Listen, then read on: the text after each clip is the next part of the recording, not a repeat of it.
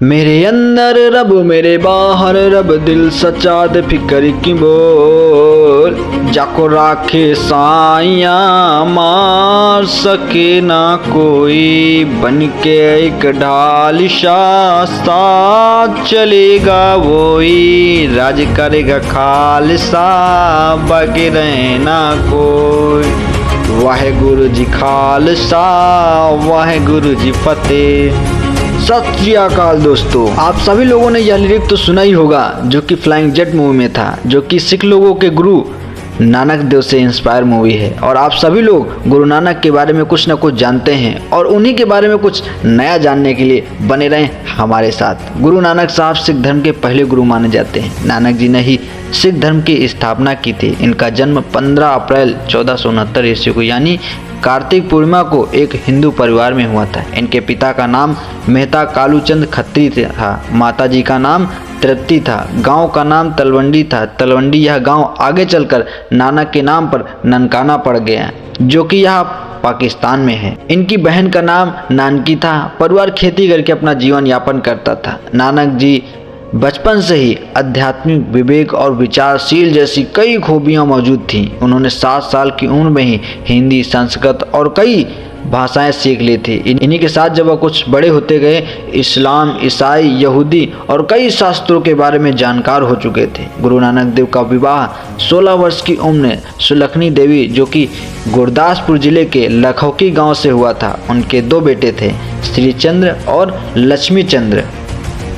फिर इसके बाद उन्होंने अपने सिद्धांतों और विचारों के प्रसार हेतु सन्यासी की तरह धर्म के मार्ग पर निकल पड़े और लोगों को धर्म और सत्य का पाठ पढ़ाना शुरू कर दिया। धार्मिक कट्टरता के वातावरण में उदित गुरु नानक जी ने धर्म को उदारता की एक नई परिभाषा दी। उन्होंने जगह जगह घूमकर तत्कालीन अंधविश्वासों, पाखंडों आदि का जमकर विरोध किया। वह हिंदू मुस्लिम एकता के भारी समर्थक थे। धार्मिक सद्भाव स्थापना के लिए उन्होंने सभी तीर्थों की यात्राएं की और सभी धर्मों के लोगों को अपना शिष्य बनाया। उन्होंने हिंदू धर्म, इस्लाम धर्म दोनों की मूल और सर्वोत्तम शिक्षाओं को सम्मिश्रित करके एक नए धर्म की स्थापना की, जिसके मूलाधार थे प्रेम और समानता, और यही बाद में चलकर सिख धर्म कहलाए। भारत में अपनी ज्ञान की ज्योति जलाने के बाद उन्होंने मक्का मदीना की यात्रा की और वहाँ के निवासी भी उनसे मिलकर अत्यंत प्रभावित हुए। 25 वर्ष की यात्रा के बाद गुरु नानक साहब करतारपुर में बस गए और वहीं रहकर उपदेश देने लगे और उनकी वाणी आज भी गुरु ग्रंथ साहिब में संग्रहित है। वह कहते हैं कि ना तो कोई हिंदू है और ना तो कोई मुसलमान।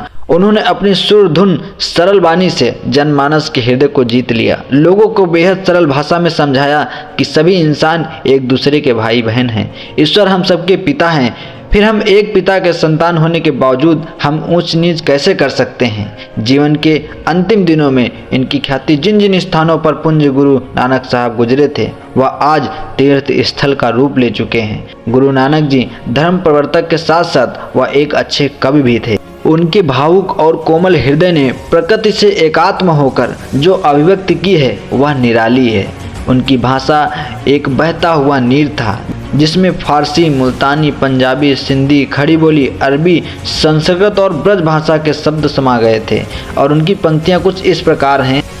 मन मूरख अजहु नहीं समुझत सिख दय हार्यहु नीत, नानक भव जल पार परयो जो गावे प्रभु के गीत, दीन दयाल सदा दुख भंजन तास्यु रुचि न बढ़ाई, नानक कहत जगत सब मिथिया जो सुपना रनाई। इस तरह से उन्होंने बहुत सारी पंक्तियों की रचना की। एक किस्सा है गुरु नानक जी का कि कहते हैं कि एक बार गुरु नानक जी यात्रा के दौरान मक्का मदीना पहुंचे। थकान के कारण काबा की तरफ पैर करके सो गए। जब वहां के मुसलमानों ने यह दृश्य देखा तो वह अत्यधिक क्रोधित हुए। चमत्कार तो तब उस समय हुआ जब लोग उनका पैर जिस दिशा में करते उसी दिशा में काबा के दर्शन होते।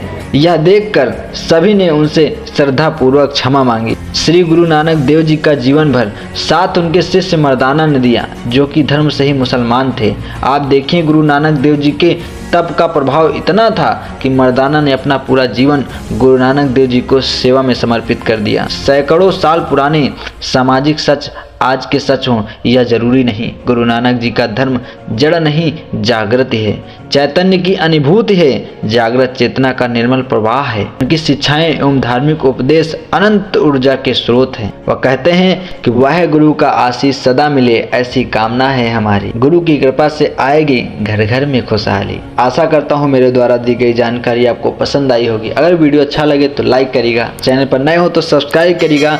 मिलते हैं ऐसी नेक्स्ट इन्फॉर्मेशन के साथ, तब तक के लिए सत श्री अकाल।